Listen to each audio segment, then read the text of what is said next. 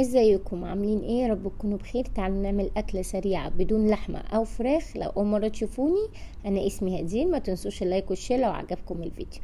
النهارده هنعمل العجه المصري الاسكندراني التحفه دي.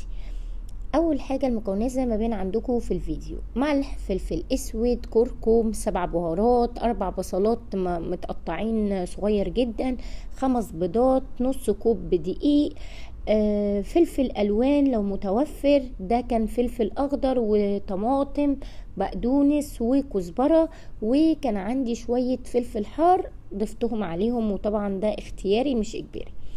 كل حاجة عندي متقطعة صغنن جدا، ولازم الخضرة تكون متوفرة. عندك شبت كمان ضيفيه، ما عندكيش خلاص. انا ما كانش متوفر الشبت فما ضفتهوش.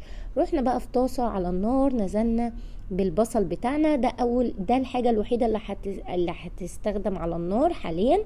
هنضيف عليه الملح والفلفل والكركم والسبع بهارات والمادة الدهنية بقى اللي انت هتشوحيه فيها على حسب اللي انت عايزاه، زيت او سمنة. هنقلب البيض كده كويس جدا مع بعضه زي ما باين عندكم في الفيديو. بعد كده هنزل بنص كوباية من الدقيق ومعلقة كبيرة من البيكنج باودر زي ما باين عندكم في الفيديو. هقلب بقى المكونات كلها دي مع بعض الاول. بعد ما قلبتها كويس جدا هنزل بنص كوباية من الحليب اللي هو اللبن، وهقلب كله مع بعضه. وبعد كده بقى هبتدي ان انا اضيف الخضار اللي احنا مقطعينه كنا مع بعض، البصل اللي شوحناه على النار الاول، وبعد كده بقى هنزل بالفلفل اللي مقطعينه والطماطم والخضرة، وكمان كان ايه تاني فكروني. بس كده صح؟ بس هي الحاجة دي اللي احنا كنا مقطعينها مع بعض.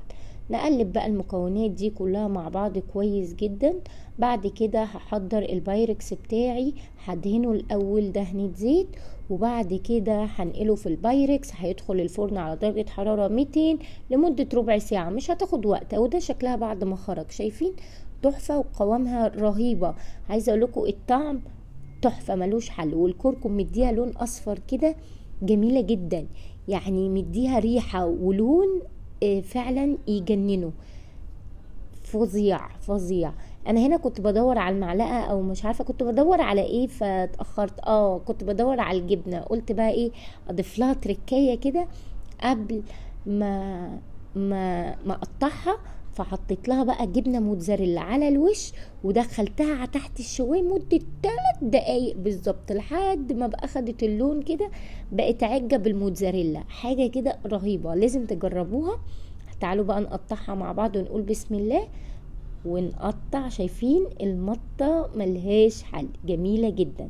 عايزه اقول لكم الموتزاريلا نقلتها برضو في حته تانية، يعني كركم وموتزاريلا دول سحر طلعوا. هنقلها بقى في الطبق بتاعي.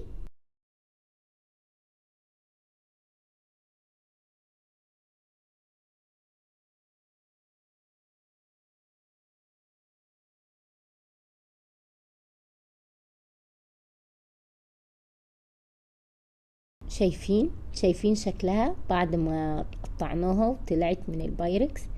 شايفين القوام بتاعها اصلا وسمكها؟ الطعم كمان خيال خيال، تحفة.